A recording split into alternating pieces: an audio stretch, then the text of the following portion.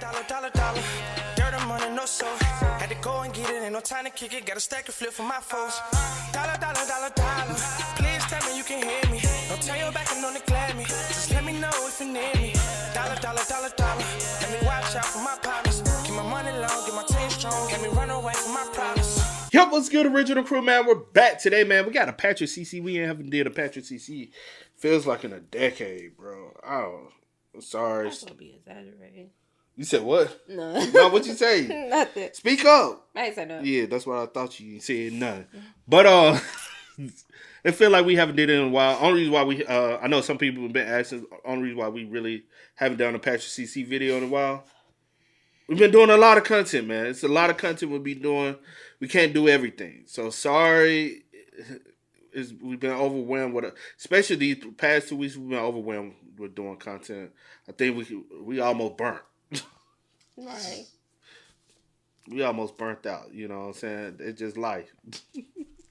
But hey, with that being said, before you get into it, make sure you check out the links in the description box. Down below. You already know where to go. If you want the first part, you got to do it. Check out down below. Also, if you enjoyed today's visuals, like it with a thumbs up. But let's go. Let's hop into it. It's the dark life after 15 minutes of fame. I always say, never bet your life off of 15 minutes of fame. Especially when you haven't done anything before. Because you won't know what to do after. It's different when you already are doing things and you get a little notoriety, but you done put in a lot of work with building something already. That spark would help, but you know already have laid the foundation. I can continue to go. When you ain't laid a foundation for anything, that 15 minutes of fame is so temporary. Facts. And a lot of people believe that's their whole career in life, though. But let's go. Whether they wanted to be famous or it happened by accident, these viral stars went from regular people to having millions of followers overnight. However, the quicker the rise, the sharper the fall. And today we are going to discuss how these people used their 15 minutes of fame and how nearly all of them ended in disaster. Don't we always say that?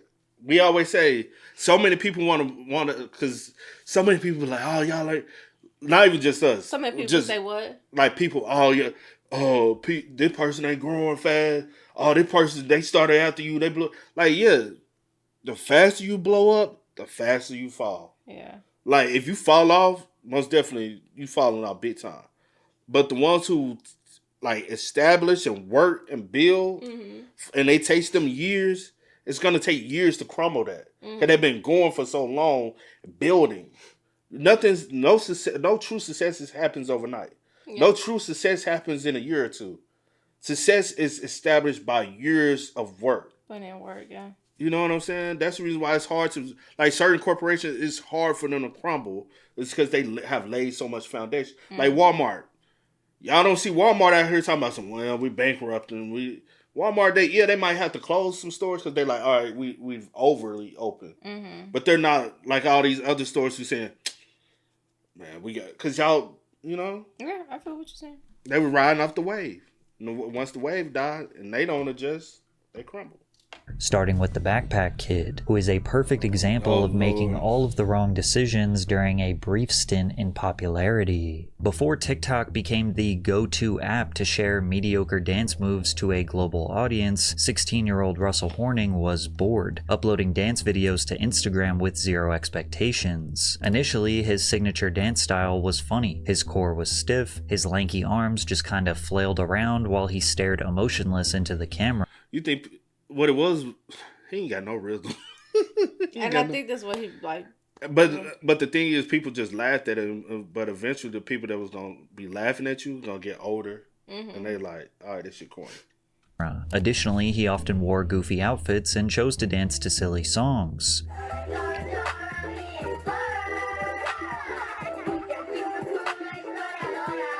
Russell was extremely recognizable after watching just one video, which led to him gaining a small following on IG, but his entire life changed when Rihanna posted one of his videos to her 54 million followers. She tagged Russell in a post celebrating her Grammy nominations, and he gained over 40,000 followers in one day. To capitalize on the momentum, Russell pumped out as many dance videos as he could, skyrocketing him up to over 500,000 followers. There was one particular dance, called The Floss, that seemed to get him the most views. reviews, with many people falsely crediting him as the inventor of the move. However, his videos were not getting shared because he was an excellent dancer, but rather because he was a meme. Whenever They typically do that a lot too.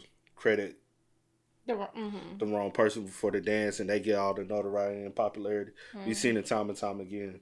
were not getting shared because he was an excellent dancer, but rather because he was a meme. Whenever he did collaborate with other dancers, he was often seen as the weakest one. Despite this, opportunities were being thrown his way because of his follower count, like when Katy Perry personally requested that he dance for her Saturday Night Live performance in May of 2017. Russell absolutely stole the show, flossing aggressively while staring deadpan into the souls of millions of live viewers. He also strategically chose to wear a backpack, rebranding himself as the Backpack Kid. The SNL appearance gained him millions of followers, and the floss became a global dance craze. The Backpack Kid was an internet sensation, but he made a few key mistakes that ultimately led to his downfall. Firstly, Russell took every interview and press opportunity he could get. Viral stars will get thousands of dollars thrown at them just to do collaborations with media outlets, podcasters, or live entertainment companies.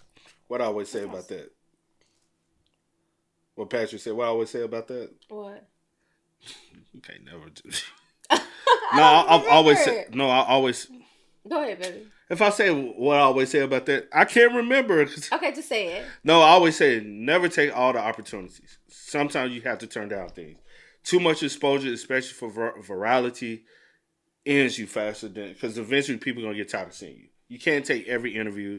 You can't take every podcast. You can't take every opportunity to be in front of a camera. It never works out for anyone. Yeah, true. More you like, and also don't limit yourself. There's a proper balance, because I think some people will be like, "Oh, I'm not gonna do interviews at all." All right, nobody's wants you. Like, say for instance, like Bryson Tiller. I think that's one problem with his career. He never was taking interviews. Yeah. All right, you trying to be too much of the mysterious guy, you'll never flourish. And I think that was his problem in the beginning. No, you don't take every interview, but you do take some. You have to be selective. Yeah, but be selective. But because too much is like, even with artists, like certain artists, I'll be like, all right, y'all doing too many features. Yeah, you doing too much now. You know what I'm saying? Give the people a little chance to miss you a little bit, or you know what I'm saying. But start being more selective. You don't hop on everything. And I think that's a reason why some people... Because it is a thing with, like, out of sight, out of mind, right? A little bit, yeah. Depending on what you do. But then it's also a thing with people start getting tired of you because they, like, you just too, like, here. Like, true. Okay, I hear you on this, I hear you on that. Like, you, every day. Like, you on somebody, like, song, or you on somebody's interview, or somebody's camera. Now, when you haven't made it yet, most definitely grind. But once you made it, the people missing you allows you, like, say for instance, like Corey Kenshin. That's the reason why he can dip a little bit and come back. He's big enough to do that financially. Yeah. And exposure wise, he has a solid fan base. I'm starting to see other creators starting to do that. The bigger ones, because they don't have to put in those. I gotta be posting every day. I gotta do this every day. I gotta be seen every day. Yeah. No, for one, financially, they are able to take the time off financially. Because I always say this, nobody knows your bills but you. You got to make sure your financial aspect of it is secured first. Yeah. But once you are at that level, people being able to miss you and miss seeing you is actually a good thing. Yeah, I think for someone like, since you're using him as an example, someone like him, that's different. I'm talking about somebody that's like coming up, like trying to... Yeah. Like, but I'm just equating that too, because they are at the point as far as virality with the following and everything, where you shouldn't be posting all the time. Anybody like him, once you get a viral thing, you take advantage of it for the little minute, but don't milk it in people's face. I got you. So what, you were just getting paid to go show up at parties and shit like that? Yeah, clubs and parties and festivals and performances and stuff. So you just pop out on stage, you do the dance, everybody goes crazy. Yeah. That's pretty much how it goes. Yeah.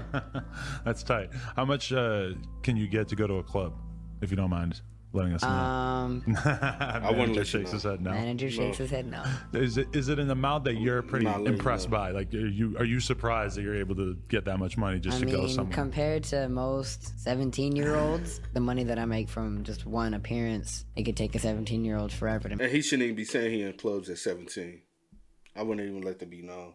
make that much money. It's hard to blame someone for making easy money. Then again, the overexposure bothers people because they perceive Russell as a one-trick pony who doesn't deserve thousands of dollars or recognition from these big platforms. Remember before the internet when you actually had to do something to get famous? But then reasonable criticism turned into straight-up hatred. He looks like one of those inflatable aliens you win at an amusement park. This kid-man-child thing scares me. Since he became famous for literally one thing, he had to branch out and try to find other ways to entertain his audience. So he decided to pursue music, releasing one of the worst songs of all time, Flossin'. Although Russell claimed that he was passionate about music, his songs felt like someone who was barely trying or maybe even just joking, rather than a serious artistic endeavor. Virality made Russell feel pressured to just keep doing what is paying the bills, so he resorted back to his one dance move.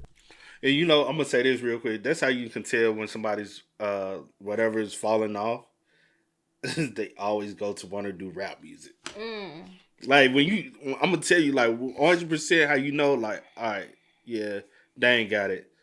Anybody who's on the internet, if they didn't start on the internet doing rap and doing music, if they gradually starts to go in that rap, in that lane and in that rap, not even just rap music, just music in itself, they're falling off. And they're hoping the music career is able to, you know what I'm saying? Which ultimately led to a situation where he tried to perform on a stage that he was not wanted on.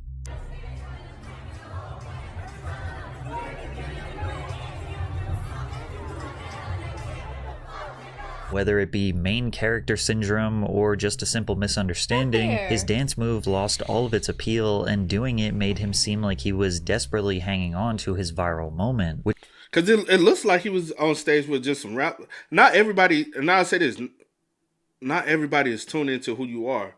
Some people just like, I don't know who this little kid is and get off my stage. And somebody else might be like, oh, no, he cool. We told him to come. But for nobody to say that, I'm like, how did he get up there? Like, did somebody invite him? But no one now wants to vouch today. Hey, he with me, or I told him. I doubt. Like sometimes, even with those situations, that don't even happen. It's it's just too hard to explain. But sometimes, honestly, your manager got you into. He could have been invited up there from the promoters, but the artists don't know who he is what I'm saying, or the entourage. He's just up there because of the promoters. Because the promoters feel like, oh, he's somebody known on the internet. A lot of these people probably don't know who he is. Their kids probably know who he is, but not them. Whether it be main character syndrome or just a simple misunderstanding, his dance move lost all of its appeal, and doing it made him seem like he was desperately hanging on to his viral moment, which was made 10 times worse when he filed a lawsuit against Fortnite for putting the dance in their game. It was really my mom and my management that did the lawsuit. I'm kind of just a kid having fun in life. I'm just letting the adults do all the busy work. I don't really know the law like that, so I can't really say if they're like taking advantage of me or anything like that. But like from a mom standpoint, like a manager standpoint, they think that they're taking advantage of me. A couple days after the lawsuit, But also, how can you sue for something that you didn't create your own self? Like, and so your mom doesn't even know the law as well. And I'll say this: a lot of people don't understand the entertainment law. Me, somebody who took classes on entertainment law, it's still so much you don't understand. You know what I'm saying? Like going into studying what I studied and having to take those entertainment law classes, I thought I knew some stuff and I didn't know shit. So just imagine the average person on the street who haven't taken these classes or studied this stuff. Y'all really don't know shit. Mm-hmm. You know what I'm saying? So taking this. Unless you're a lawyer and you actually practicing entertainment law, you don't know shit. You just want some money out of something. You know what I'm saying? And in his situation, even by openly admitting that you didn't create the dance, you have no ownership of anything. You know? Suit was filed, videos dating as far back as 2011 were resurfaced showing people who were doing the dance long before the Backpack Kid. Simply put, he did not own the dance, and many viewed it as one final attempt to cash in on his fading relevance. Unsurprisingly, Russell and his team voluntarily dismissed their lawsuit shortly after. The Backpack Kid's 15 minutes of fame were officially over, and despite being hated by the masses and falling off to the point where he receives less than 1,000 views per video, these days, Russell actually seems happier than when he was at his peak. He is pursuing music more seriously and remains dedicated to pushing out a positive message to the world.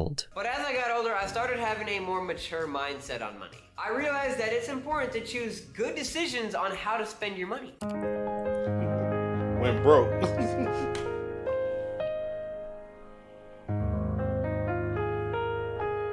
I was just invited to do an anti-vaping commercial for the American Lung Association. And of course my first thoughts were, oh yeah, cause I don't vape, I don't smoke, I definitely don't encourage it. Then again, he openly accepted the opportunity to be on Kai Cenat's stream where he was absolutely embarrassed by Drewski.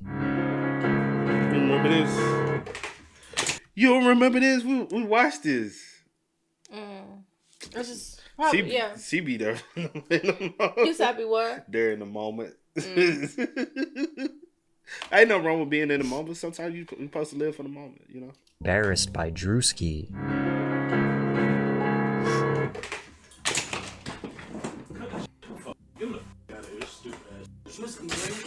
Sure, this was just a skit, but Russell was the butt of the joke once again. Becoming a viral star at age 16 is definitely difficult to manage. Maybe he was just young and misguided. However, the same justification cannot be made for Salt Bae, who is a grown man that should have known better than to be acting like a fool. In 2017, a video of Turkish chef Nusret Göçe went viral of him dramatically slicing steak, then sprinkling salt from his fingertips down his forearm and onto the meat. What made this so ridiculous was his dedication to making salt sprinkling look like some sort of fancy artistic technique. Combine that with his handsome Johnny Depp resemblance, and the internet gave him the nickname Salt Bae. Salt Bae didn't just embrace the meme, he became it. He continued posting obnoxious videos of him caressing raw meat, dancing with raw meat, and of course his signature salting. He was shouted out by celebrities like Leonardo DiCaprio, Drake, and even cooked for the King of Jordan. The internet fame didn't just gain him followers, it launched his career as a global restaurant owner. He launched and expanded his Nusret Steakhouse empire to over 20 locations worldwide, racking up tens of millions of dollars in revenue. However, with more exposure comes more criticism. Many began to wonder if he was actually this mystical, passionate culinary artist, or just another guy trying to cash in on some fame. One major critique was the outrageous prices at his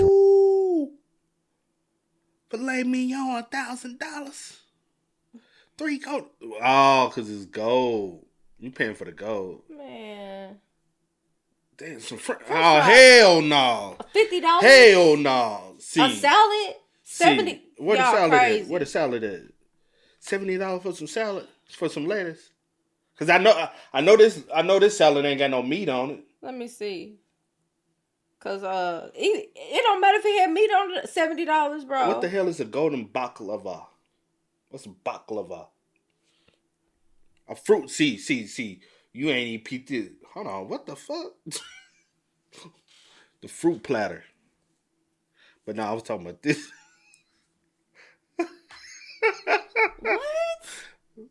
What? What's a SGL? Yo. These prices don't make sense. What you trying to look up? See, just all over the place. Like, I'm just trying to understand. Y'all. That's alcohol. I figured that. How? I figured the number or the... No, just, and then the Indian tonic. So 100. I didn't see the tonic on the bottom. I was just looking at it. But also, everything else just don't make sense. 3 states... $5,000? Come on. Restaurants that had patrons feeling more scammed than served. Take the Salt Bae Golden Experience, for example, where Salt Bae will personally serve you your food with a show. A single tomahawk steak costs nearly $1,000, and a burger will set you back almost $200. Boy, this shit ain't got no good taste to it. You want me to tell you why? The price. The price I already tell you it's a nasty ass burger. A burger shouldn't some people. Good. I ain't gonna hold you. Shake Shack price be. I'll be like, God damn, Shake Shack. I let this shit come with a piece of gold. So this at $180. See, what kind of sense does that make? Now, the prices are so high because the food is covered in edible gold, which sounds fancy until you find out that the gold is worth a measly $10. Then again, rich people blowing insane amounts of money on dumb things isn't exactly shocking. If anything, it fits his brand perfectly. This is the guy who made something as simple as sprinkling salt look like Michelangelo chiseling the final details onto David. However, the real reason people turned on Salt Bae was much more embarrassing than a $200 burger. At the 2022 World Cup, after Argentina defeated France, Salt Bae somehow ended up on the pitch celebrating the victory with the team. How did he even get there? Cameras caught him pulling on Messi's arm, practically forcing him into a handshake. Messi, the greatest football player of all time, clearly was just wanting to move forward, but Salt Bae would not let go. Messi finally gave in and shook his hand just to get it over with, but Salt Bae held on tight and pulled him into a photo. You can see it all over Messi's face that he had no idea who this guy was or why he was even there. It was clear Salt Bae was trying to steal this big moment for himself, but it gets worse. He grabbed the World Cup trophy like he won the damn thing and even did his signature salt sprinkling move over it. As if that wasn't cringy enough, he was posing for pictures with players with their medal in his mouth. These players dreamed and worked their whole lives for this once-in-a-lifetime moment, only for some clout chaser to steal some publicity to promote his overpriced steaks. He responded to the backlash with an apology, claiming he didn't step on the pitch for advertising reasons, but the damage was already done and Salt Bae's 15 minutes of fame were over. Salt Bae has shut down multiple restaurants after the hype has died down. Many of his remaining locations are drowning in poor reviews, and his London restaurant is down 4.3 million euros as customers have realized his food is way overpriced. Salt Bae has resorted to selling his... I ain't gonna hold you, bro. It took them that but long. Also, it's the economy. It's been like a lot of people in America think like it's just an American thing. It's a worldwide thing with the economy right now, because we know from tuning into international content, a lot of people are being affected. Now, you might could have gotten away with overpricing things years ago, but now you can't get over with that shit. People ain't dumb. Everybody's pockets hurting right now. What's the food actually been good? That's I heard what I would like to know. I heard now because you just pouring salt on my shit. It's already red meat. I don't need all this damn thick ass salt on my shit, and that's all we got. Really want my blood pressure to be up, huh? Customers have realized his food is way overpriced. Salt Bae has resorted to selling his high-end food online now. In May of last year, people started to notice that his steakhouse was listed on Deliveroo and Uber Eats, selling his Salt Bae Tomahawk for $500 and a strip... That's not a gourmet restaurant. A gourmet restaurant, I do not expect y'all to have Uber Eats and DoorDash and... Damn, what's the other one? I always forget the other one. You know what I'm saying? If it's a gourmet 5-star restaurant type, you know what I'm saying? You're going to be like, no carry-outs. It's dine-in only. Yeah. That's what I expect out of it. I don't know. Somebody else might think differently. Blowing for almost $900, proving he really hasn't learned from his critics. Then again, there are plenty of rich people out there willing to waste money on overpriced food just because they can, and his virality and social media following alone will easily keep him in business for the rest of his life. But if you think Salt Bae was making a fool of himself, it doesn't even remotely compare to the Island Boys, whose fall off is much more disgusting than you could ever imagine. The Island Boys are a duo made up of twin brothers Alex Fly Soldier and Frankie Kodiak Red, two aspiring Florida men covered in face tattoos who blew up overnight in 2021 after they posted a TikTok video of them freestyling in a hot tub. Oh, I'm an island boy. I'm a just island boy. I'm a just island boy. I'm a get Kiwi guy. People couldn't decide if the tune was the worst thing they'd ever heard or low-key kind of a banger. I'm an island boy. What is happening? I don't know and ain't trying to understand it. Plus, hip-hop has a history for blowing up artists who ride the paper-thin line between trash and fire. Rapper Kodak Black even offered them a record deal after their viral video, which is insane because this wasn't even a real song yet, just two goofballs mumbling in a hot tub. They turned down the deal, claiming that they wanted to stay independent, but this was a huge mistake. They believed they could make it on their own talent, but if we're being honest, most of their fame came from people clowning them. I played this song at my sister's funeral. She got out of the casket to shut it off. Thank you, Island Boys. This is the 0.01% of germs that bleach can't kill. When they decided to finally cut the record over a beat and released it with a music video, it was somehow worse. This the type of hidden talent that should absolutely remain hidden. Like many other viral stars, they were paid to do appearances at clubs, which became a prime example of when social media meets reality. At Miami's Club Live, the audience began booing the Island Boys on stage.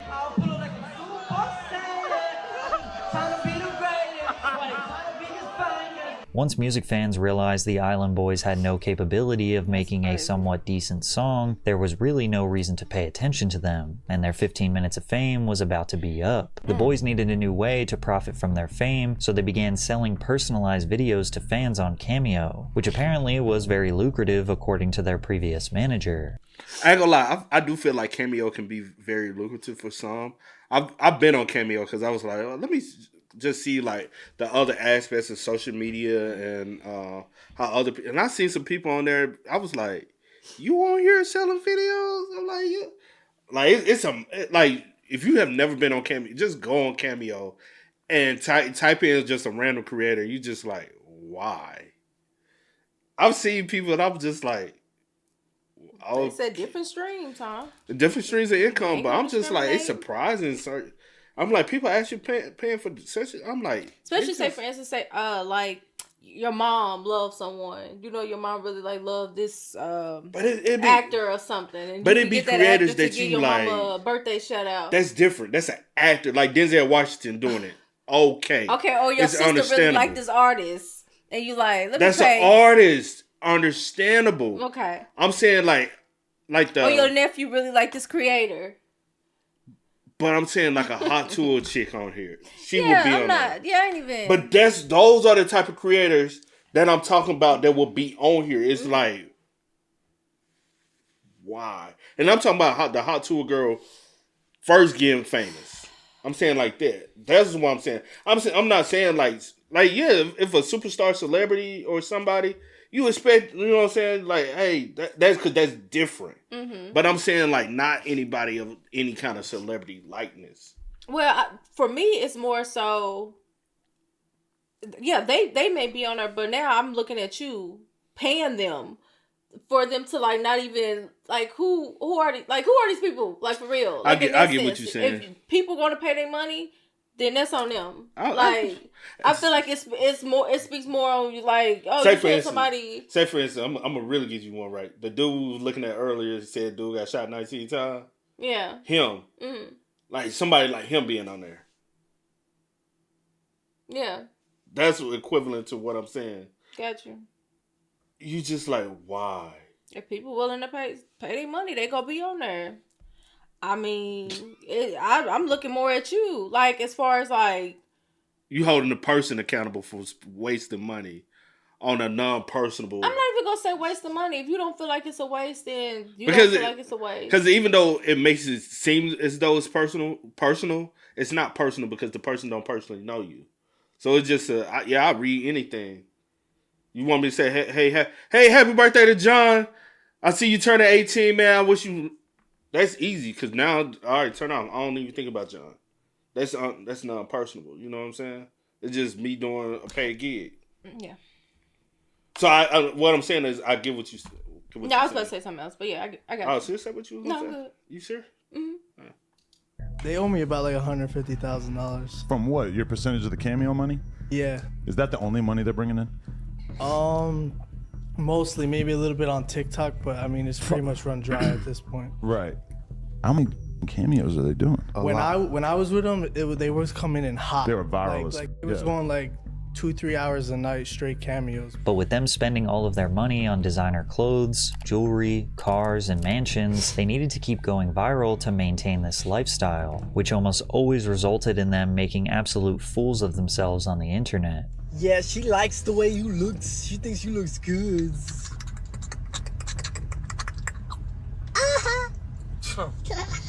They also might have needed some money to hire security because the gangster persona was not convincing enough. Oh,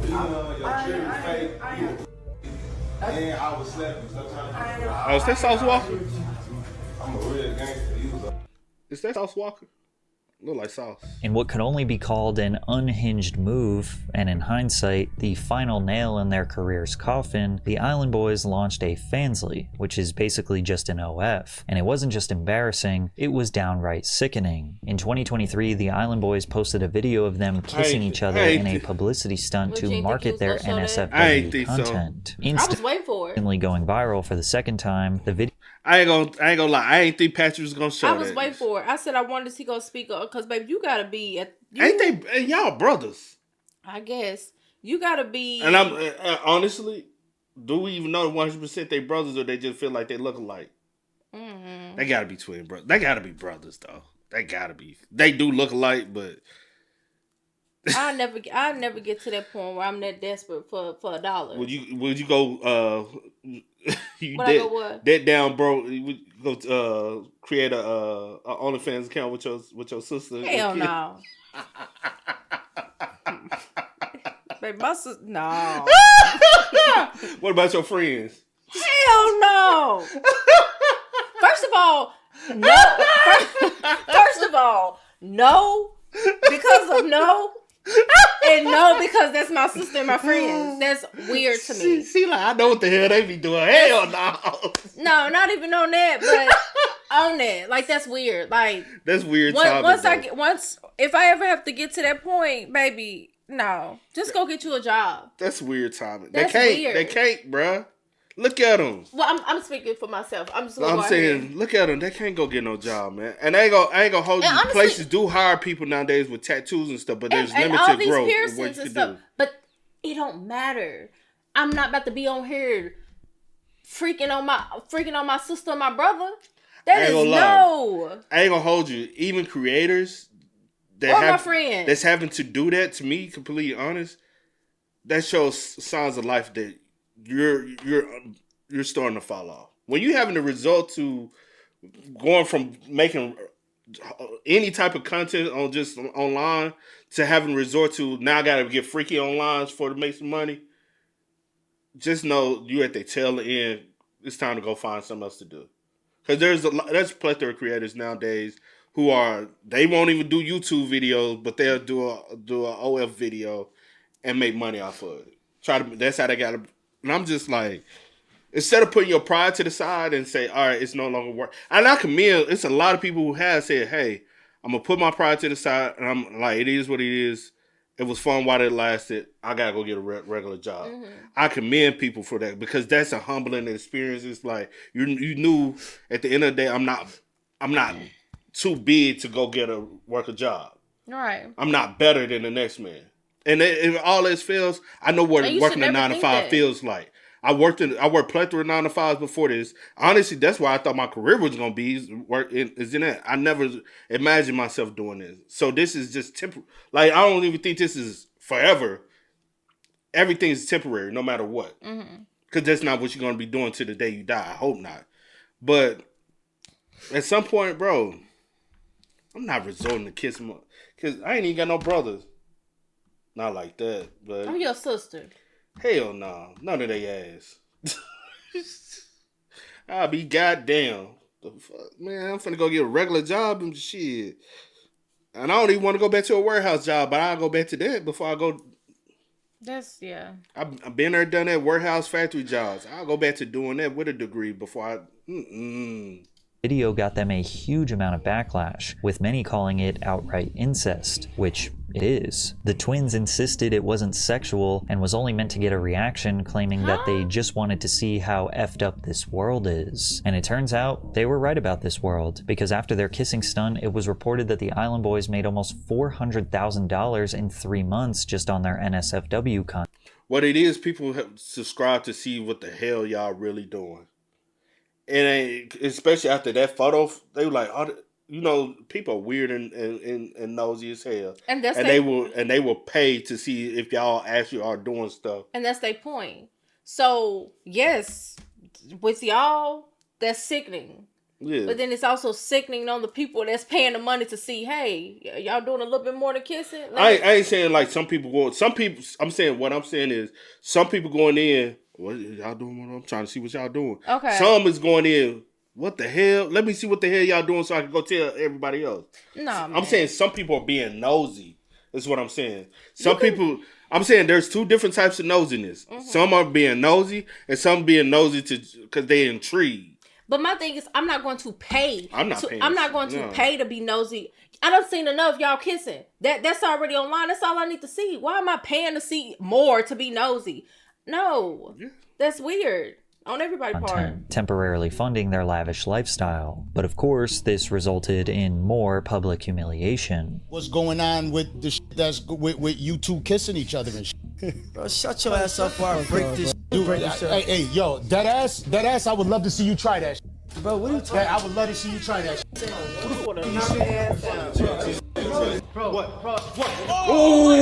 The desperate attempts to remain in the spotlight combined with a severe lack of talent and expensive lifestyle has led to incredibly lows for the Island Boys. Kodiak Red was arrested for drug possession and an illegal firearm during a traffic stop. During the stop, a plastic bag containing white pills was found on the passenger side floorboard in plain view. The pills were identified as oxycodone. A further search of the vehicle uncovered a brown handbag containing a handgun with its serial numbers removed, along with a cut straw with a white powdery substance. These days, they pretty much spend all of their time promoting their NSFW content, and trust me when I say they went much further than just kissing each other. And if we're being honest, this will likely remain a consistent income stream for them, as there are definitely still a ton of people out there that are willing to pay to see this type of degeneracy. Okay. But unlike the Island Boys, sometimes we actually find ourselves... So they over there really getting to the next level, huh? They can't... Are y'all brothers? And the reason why I was saying that all I was saying earlier is because I be seeing... I don't be seeing shit. Only thing I say was not, the kiss. Not videos, but I be seeing people saying that that it's more than just the kissing. Oh, that's the only thing I know. So I'm like, for people to pay to go see other stuff when they... Like, let's be real. Like, they over there but that's, I'm weird. Not paying to like go see... Like you said earlier, that's weird on both sides. Bro, you over here... And they go do what they go do to make money, but the fact that people are paying to see it. But yeah, well, I said I agree with you. You gotta keep. I said it's. I want to be nosy, so I'm gonna go pay $20. I'm saying I didn't know that they were doing more. I thought they was just you know what I'm saying. Trick you into, you know what I'm saying? You know how some people trick you into... Yeah, but keep in mind, y'all probably did just to see, maybe, whatever. And y'all but saw it how paid much money. Off. And then now y'all got to do more and more. You got to keep amping it up and amping it up and amping it up. Like, be for real. Damn, that's wild. Like, that's crazy to me. I could never do no... I ain't gonna lie. That just show your true morals in life, bro. Rooting for a viral star. We hope that they become successful after their 15 minutes are up, like the case of Mason Ramsey, who became a breakout star when a video went viral of him yodeling in the middle of Walmart in Harrisburg, Illinois. Now I was rooting for his success, though. I was. I think that was because I can't do that. I feel like that's I was rooting for him to be successful. Though.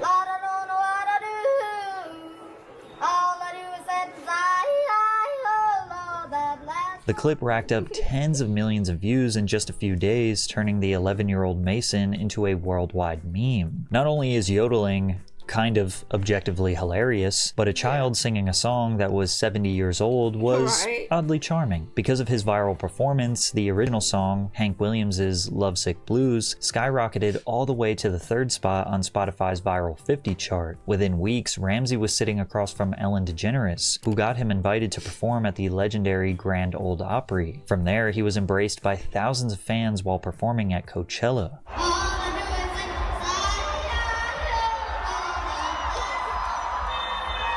Major record labels noticed his potential, and eventually Mason would secure a deal with Atlantic Records and Big Loud. The minute Mason and his family walked into Big Loud... Wrong record label. Atlantic, wrong record label, bro. If you want to take your career serious, no disrespect, don't sound that Atlantic. Knew we had to work with him. He is a star, but most importantly, he is a down-to-earth kid who loves country music. The Ramseys are an amazing family from a small southern Illinois town just like me. We understood them and their goals and simply fell in love with their story and vision. Proving that he wasn't just a meme, his debut single, Famous, secured the number 4 spot on the Billboard Hot Country Songs and peaked at number 62 on the Hot 100. But viral memes naturally have an expiration date, and soon Mason Ramsey's 15 minutes of fame were over. When the pandemic hit, it forced Mason to take a step back. However, he used his time away from the spotlight as best as someone could in his position. While his voice was maturing, he focused on refining his talent, writing music, and finding his own sound beyond the yodeling kid in Walmart that made him famous. Mason released 3 EPs that gained over 500 million streams combined and secured hundreds of millions of views on his music videos. By 2024, at 17 years old, he decided it was time to take the next step in his career. Hey, he got the look. He got the look. I don't know what his voice sounds like. I'm gonna have to go here, But as far as looks wise, he's marketable. He's marketable. These little young girls, man. I would market the hell out of his ass, dog. And if he got it, because that's the thing with a child, their voice is gonna be able to mature, and hopefully they're still able to mature with the, you know what I'm saying, with the vocal capabilities, and the sound matures with it. And you know what I'm saying? And if he's able to do that, he's a walking money machine. Career and release a full-length album titled I'll See You in My Dreams. A song featured on the project called Blue All Over caught a lot of attention through TikTok for its classic old country appeal, and I can confirm it is a beautiful song. Now in 2025, Mason Ramsey recently announced his first major headlining tour that has 15 stops. Mason's rise to fame started almost exactly the same as everyone. He in Memphis. Hold on, why you ain't in Nashville, my boy? Like we talked about the other day. Nashville? No. He'll be at like Basement East or Municipal Auditorium. He's not. That situation is totally different. He won't be in like a big arena. He'll be in like a smaller stage. The reason why I'm saying like you still gotta go through Nashville because it's still country music. Like you would think, you know what I'm saying? Tour that has 15 stops. Mason's rise to fame started almost exactly the same as everyone else in this video, but instead of trying to chase more fleeting viral moments or make some quick cash, he honed in on his craft, worked hard, and simply gave the people exactly what they wanted: genuine talent and entertainment. This was one of the few times social media made the right person famous. The only viral kid that didn't switch up after the fame. So while Mason worked hard and focused on genuine entertainment, Bobby Althoff seems to ignore both of those things. As many people are genuinely confused how someone who has done so little has achieved so much success. Bobby Althoff started as a mommy TikToker after the pandemic, posting about her pregnancy, marriage, and family dynamics. After posting thousands of videos over a couple of years, she had built up a respectable 3 million followers. However, TikTok wasn't paying the bills, and her marriage wasn't doing too well. So the wholesome family content was about to come to a screeching halt. She said, "I saw this video of a girl talking about how much she made from her podcast, and I think I mentally decided that she made at least $300,000 a year on her podcast alone. And I was like, that's what I need to do next. I need a podcast." And I hate, and I 100% hate the reason that's the motivation for people. It's not because I have a passion, I have interest. It's only because I heard somebody say that's how much money they make off of that. And not like, to be completely honest, I started off doing YouTube solo dolo. I've told this story several times, and I've done it. I started doing it because I had a peak interest, and honestly, what I wanted to do with it, I was just trying to understand like how would I be able to do it, because you know what I wanted to do originally, right? I was like, I wanted to ride in a car, listen to albums with people, and have different people come and do like an album review. But like we ride around, listen to an album, and have different people swap in and out, different. You know what I'm saying? Just like a vibe thing, but we vibing with multiple different people every week. And I never went that route, but reaction wasn't what I wanted to go into. It's something I fell into and I fell in love with doing. And I never we talked about doing a podcast just because I was like, hey, I like talking, I like doing content with C, and so I was like, hey, we got some stuff we can talk about to be more personal, something outside. I wouldn't dare touch it now though. No, but I'm saying back then we talked about it, but the lane we wanted to go into, I don't think was the right lane. Yeah, I think we did just everyday topics would have been better. Mm-hmm. You know what I'm saying? But what we like initially, hell no, I would never do that now. You know what I'm saying? I would never have I would hate that even cross my mind to do. Even with the everyday topics, I still won't dare touch it today. What, podcasting? Yeah, it's oversaturated. It's oversaturated, and it's sometimes looking at it, the podcast world is very toxic to me in a sense. But that's just me. But basically, what I was trying to say is she doesn't have an interest for podcasting. Clearly, we can see she only has a interest of money, and I like. From somebody who's in the entertainment world, even when I see people who want to be rappers and they don't rap or do music for passion, they only do it for $1, and that's the reason why a lot of things lose its true authenticity behind it. Like I hate rap music now is because there's no authenticity in it and there's no like true substance. Nobody putting that full effort into it because people only thinking about the money aspect of it. Even podcasts, it's hard to hear people talk about stuff sometimes because they only talking shit, trying to go viral for $1. And like you said, it's very toxic now because people just think, oh, the more toxic I am, the more viral I can be, and we just trying to make some money. Yeah. And then so many people are trying to start a podcast and think they could just blow up overnight. And so it's just a wasteful ass content. So, yeah. Her large following helped her land her first celebrity guest, Rick Glassman, who is a comedian and actor. And in the first podcast, fans got to see Bobby in a totally new light. She was seemingly a socially awkward valley girl, giving off the vibe that she didn't even want to host her own podcast. She didn't. She literally have told y'all she didn't. The way your eyes are looking, it seems like you're not listening. I'm listening. Do you care? No, I do care. It's just really bad when you sing. I'm not a singer. I'm just trying to get the story across to you. Thank you. I hear it. I got it. In her second podcast, she hosted... You know, I always say this. You know, the biggest problem I have with podcasters is the lack of journalism. You know what I'm saying? Like, a lot of these people don't understand the aspect of journalism. I took journalism classes. I understand journalism. And that's the reason why the interviews be so ass. Because they don't even know how to properly interview people. They don't know how to properly do research. A lot of these people don't have education. They ain't never had to do a research paper and having to look up people and having to understand facts versus, main thing when they trying to go look up something, they go to the first article they see on Google and they read from Wikipedia. I wonder, like, with her, since this was, like, the first interview that she did. And her first podcast, I guess. And first podcast, whatever. I wondered, like, do they, like, tell the person, like, hey, this is, like, the route that she's going, like, this awkward, da-da-da-da. Like, I just wonder, like, do they already, like, know? Personally, me, I wouldn't tell.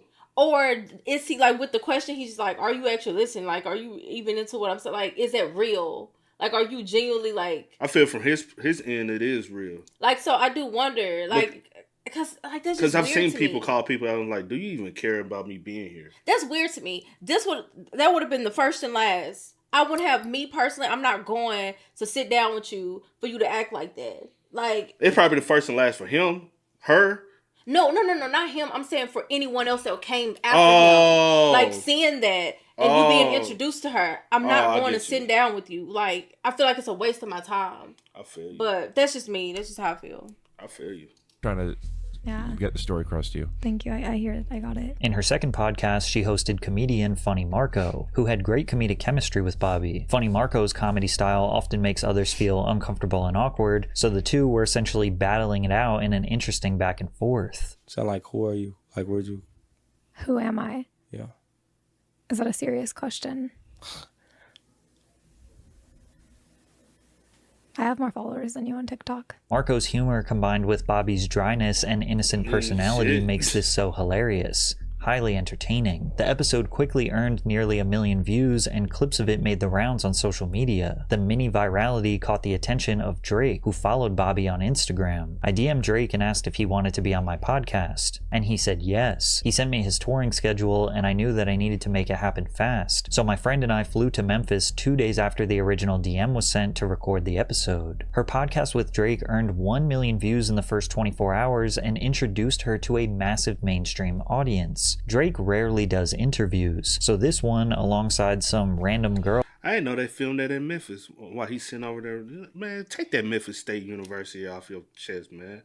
You were rooting on Kentucky, man. We don't fuck with Kentucky like that. You know what I'm saying? Fuck Calipari. My bad. That was just a little tirade I went on. You know what I'm saying? Shout out to Penny. You know what I'm saying? We're going to do it the harder way.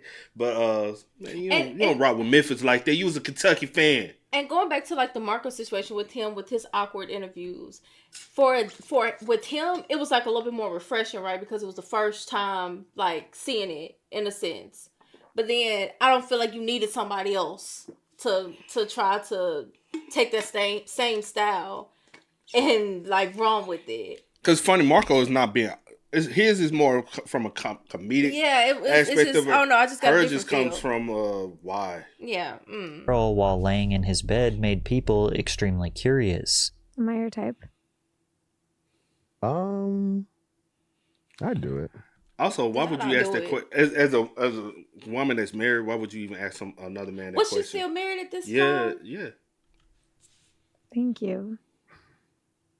I'm just saying, like, you know. I flew all the way here. You did. I really do appreciate on my that. daughter's first birthday. I wasn't going to bring that up. Mm-hmm. You missed your daughter's first birthday for To be here. Dark. You regret that you'll never be able to undo. Yeah. Horrible parenting. Where's your son? Somewhere safe, and it's not his birthday. It's not his When's birthday. his birthday? What does it matter? It ain't today, honey.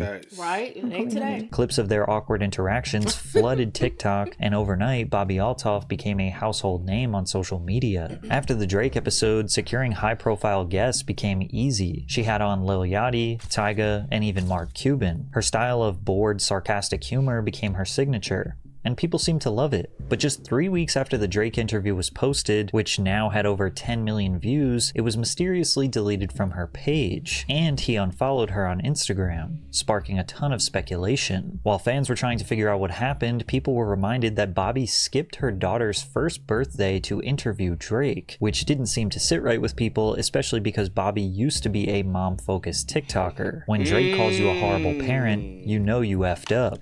I ain't know her original content. Oh, well, yeah, he had stated it earlier with the mom content. And but I didn't know she was like that was her. That was her whole thing. And then that's she the reason why changed. she was able to have such a, because a mom TikTok thing, that's going to get you, especially back then, can get you a big following back then. Yeah. Opposed to now, like now if you trying to start social media, it might be a little harder because everybody and their mama and grandma do it. And their literally, kids. grandma, grandpa, all of them. Yeah. Rumors also spread that Bobby slept with Drake and divorced her husband just to do the interview, which she vehemently denied. But it is true that she divorced her husband, but the reason her and Drake's relationship soured was never revealed. So many people came to the conclusion that she was nothing more than an industry plant, basically meaning that she didn't organically earn her virality, but rather she was handpicked by people behind the scenes and artificially pushed into the spotlight, using Drake's fame as the catalyst. The main piece of evidence for this theory was that she signed to the WME Talent Agency, one of the biggest talent agencies in the United States, representing a ton of Hollywood figures, including Drake. Well, you got a great agent, and you got a great agency, and you got great guests. Regardless if the rumors were true or not, it gave even more of a reason to dislike Bobby, and her comedic style got old very quickly. Listening to her uninterested voice is like nails on a chalkboard, and while most of her interviews she is the one driving the conversation, there were frequent moments where celebrities got tired of her shtick mid-conversation and turned the tables on her. Damn, I'm trying to get you to play. You lost in the sauce. You ain't shaking my hand. We finna get you to 25 million. You know what I'm saying? Just a little sprinkle. Have a great day of offset. Just a little seasoning. All right, you can leave now. This is my hotel. I paid for this motherfucker.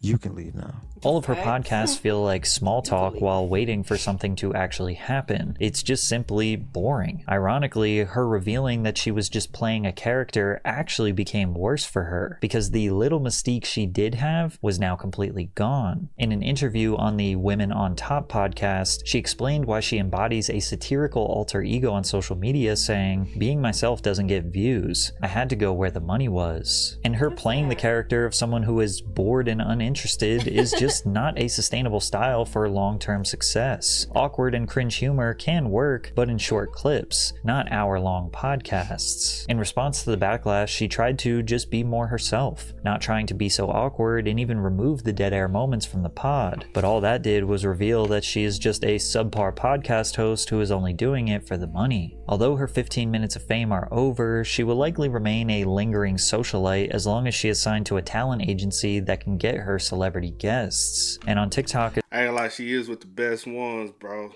I had professors in college that worked for them. Trust me, I know that's almost. They have almost all celebrities signed to them, so it's nothing to say. Hey, I got a client. This client, both of y'all, my client. I need y'all to work together. Yep. That's nothing, and we're gonna make sure you get paid. Yeah. That's nothing, bro. Is where you will still see her fan base praise her for putting in the least amount of effort possible. This story feels all too similar to the Haktua girl, with the main difference being that Bobby didn't outright scam the few people that actually supported her. Walking around drunk in Nashville at 2 a.m., Haley Welsh and her friend Chelsea approached a couple of guys and asked them what they were filming. YouTubers Tim and Dee told them that they do on-the-street interviews where they typically ask about relationships, male and female gender roles, as well as provocative and sometimes raunchy topics. Chelsea asked Dee to make it a spicy one, implying that he should ask a question that might be a little edgy. Come on, you gotta get a spicy one. You want a spicy one? Yeah. So he did just that, only Megan's friend Haley would jump in and give an answer that would drastically change her life. You gotta answer this, you got it. What's one move in bed? And because she knows she's the more wild one. She probably feels as though she's the attractive one, right? She knows she's the wild one. Guys gonna come in for what's her name, Megan? They're gonna come into her, but she know Haley's gonna get like she from the country. She from Tennessee. We know how you know what I'm saying. You got one person in the friend group is the wild one. That if y'all want entertainment, this is gonna be the person that you got a cousin, you got a friend, somebody gonna get them. Like you always say, y'all got that one family member of your family that gonna entertain the people. You know what I'm talking about, your cousin. Yeah. He gonna entertain the people. Yeah. He gonna want to get on some comedic stuff. Yeah. He gonna try to make everybody laugh. No, I'm saying he gonna try to make everybody laugh. You know what I'm saying? Got a couple. Yeah. But I'm talking. You know which one I'm talking about. Yeah. But and then honestly, like I said, if you want some comedic. Honestly, I would have went up to some white dudes. They gonna be the drunkest ones in downtown Nashville. But they came to them. Right? Yeah, honestly. From my understanding, asking them what they were filming. And I wonder, is he from Nashville or was he going to TSU or because I ain't gonna hold you, he was a little dry, personally. That makes a man go crazy every time. Oh, you gotta give him that hawk too and spit on that thing. You get me? After having a silly interview, Chelsea and Haley confirmed that they wanted their video to be posted to social media. You lie like Tim and D what? I was earlier. Yeah. That's it? Yeah. Okay. Tim and D TV. Alright. You said we better post that? Yes. Okay. Post it for real. All right. She said we better post it. So don't come back trying to tell me, hey, take it down. I'm gonna sue you. This, that, the third. But you see how I'm saying, like, his personality was very, like, I don't know if he was nervous, dropped, like, but it's just the most... or tired. It is 2 a.m. Man, if this is what you're doing, you got to be hyper all the time. Tim and D posted the video. What? Or what? Nothing. Or I was about to say, or kind of caught off guard. Since, nah. If this is what you're doing, you got to be... Stay ready.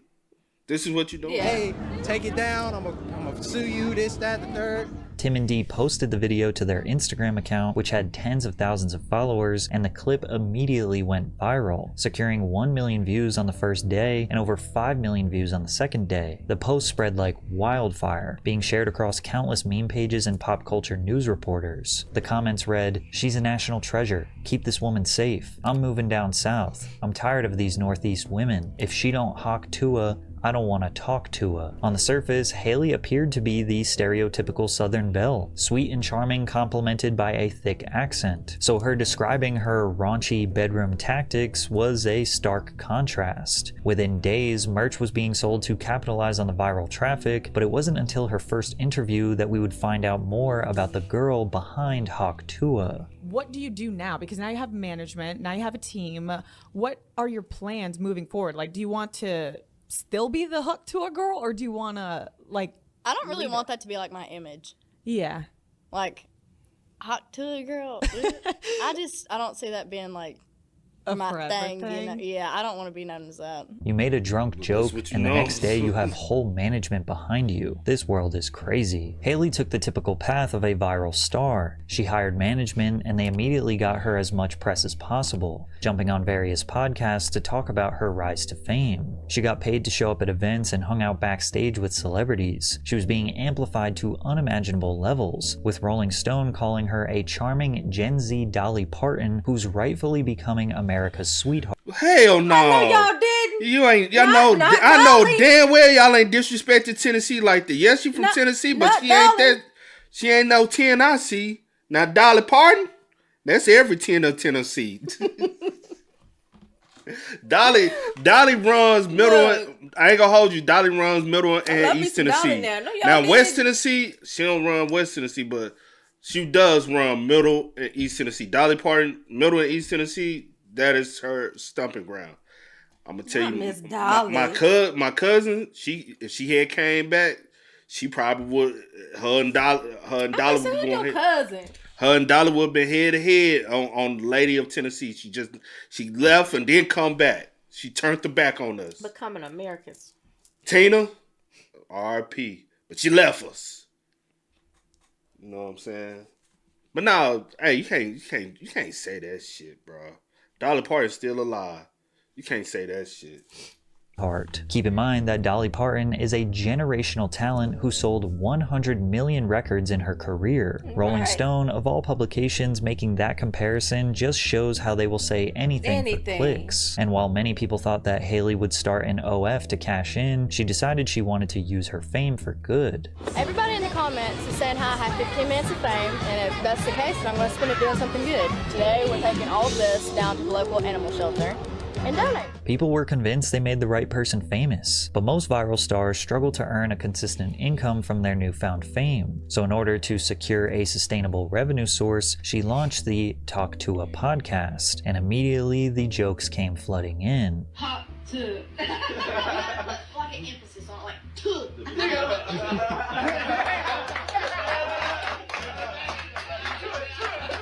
Once the whole "I'm just a normal girl whose life changed overnight" story ran its course, she tried to keep viewers engaged by dropping hints that she had a secret lover that she called Pookie, but it just wasn't interesting enough to get people to watch. Can we go back to what you said? You're dating somebody? Do people know this? I'm gonna tell you straight up, she should have showed who Pookie was. When she said, "I love you, Pookie," she should have actually eventually showed who Pookie was. And honestly, it would have made more sense for her to do like a vlog style channel of her and Pookie. Y'all would have actually made a lot of money. Yeah. And you didn't have to leave Tennessee to do that. It would have actually showed better to show the day in life of a southern girl. Yeah. in like in the country of Tennessee, so people doing get country things. doing some country things. Oh, it would have put me in. What's the TV show that they used to have on MTV with Shane them? Well, it would have been like a vlog style something of like that. that. Yeah. Like y'all go one day doing horsing, some farming stuff, mudding on ATVs, 4-wheelers. Like that's the lifestyle of Tennessee in the country. There's entertainment, showing your family get-togethers, because I know y'all have get-togethers with your potato salad.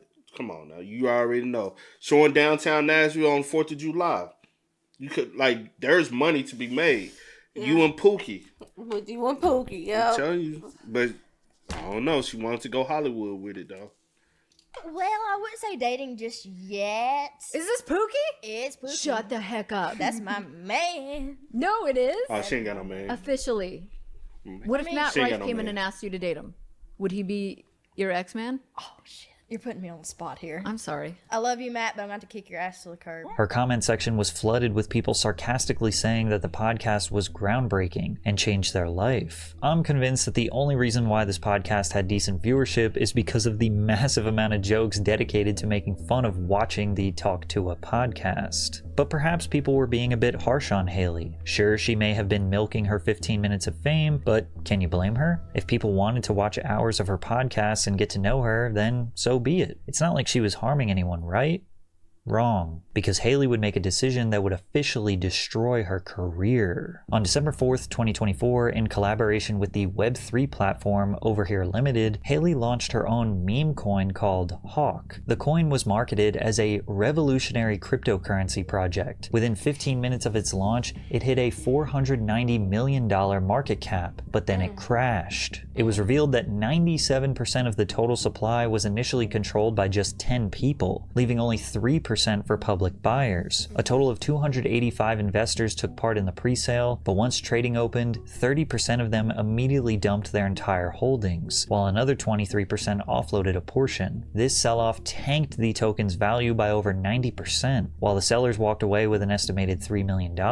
After this, Haley posted a statement on Twitter insisting that the team never sold the tokens. Many accused her of rug pulling, which is basically a coordinated sell-off from a small group of investors to make profits while the public loses their entire investment. In short, this was not a revolutionary cryptocurrency project. This was a way to make a quick buck off of her uneducated fans. YouTuber CoffeeZilla investigated and exposed the coin as a scam. Who makes the money on the fees? Someone just made over $1 million on fees. Who made it? First of all, the fees were there with Meteora Pools, and that goes to, yes, the creator, right? Who is the project? Well, the project is over here, Haley Welch, right? And how much does Haley Welch own? This is Haley Welch's project. So she owns all of it. Did she just make $1 million on fees on a rug? Who made the money? How much did Haley Welch make of that million? 1.8 million? It's a foundation. Hey guys, I hate to interrupt you, Nick. Hello there. But anywho, I'm gonna go to bed. And I'll see you guys tomorrow. Multiple lawsuits were filed against the entities behind Hawk, including Over Here Limited and the To the Moon Foundation. These lawsuits alleged unlawful promotion and sale of unregistered securities. Welch received an upfront payment of $125,000 to promote the coin to her community, along with 50% of the net trading proceeds after the operating costs paid to the third parties. And she owned 10% of the entire Hawk supply, although she could not sell them for a year. Now, it is possible that Haley did not know what she was getting into, but ignorance is no excuse for breaking the law. Her 15 minutes of fame are most definitely over, but since her meme coin, she has disappeared from social media, so we'll have to see what she does next. In a world filled with she's back though. Amazing talent, interesting and intelligent people who work hard for the attention of those that can make their dreams a reality, it seems like the wrong people are constantly achieving overnight success, and that's never going to change. Nope. So eventually, there will be a part 2 of this video. Most definitely. It's always gonna be. But hey, that's who y'all choose to be famous. Hey, it's y'all's choice. But yeah, she's back. She's back online. And it's crazy how she's back online now after an investigation. They said they're not going to sue. I mean, they're not going to pursue any legal action. Yeah. So I was looking for the correct basically, Walked away. Yeah. And now she's back online. And she's back online. Just hope she's learned her lesson, I guess. Nope. In a situation like that, you don't learn your lessons. You learn like I will hope that you won't do it again. You learn that you can be able to get away with it. And so you might not do the same exact thing. Yeah. But you will possibly do something else. So yeah. She's not being held accountable. So if I'm not being held accountable, I might do it again. That's crazy, but yeah. Hey man, y'all spend what's up. Nice video though. Nice video, man. Stop seeking virality and seek longevity. That's all I got to say. But y'all let us know y'all thoughts about it for us in the comment section down below. But until next time, y'all know how it go, man. I do go by the name DJ New Kid. This is Sierra Nicole. We are. Kid and C. We are. Go and get it, ain't no time to kick it. Got a stack of flip for my folks. Dollar, dollar, dollar, dollar. Please tell me you can hear me. Don't turn your back and don't neglect me. Just let me know if you need me. Dollar, dollar, dollar, dollar. Let me watch out for my partners. Keep my money long, get my team strong. Let me run away from my problems.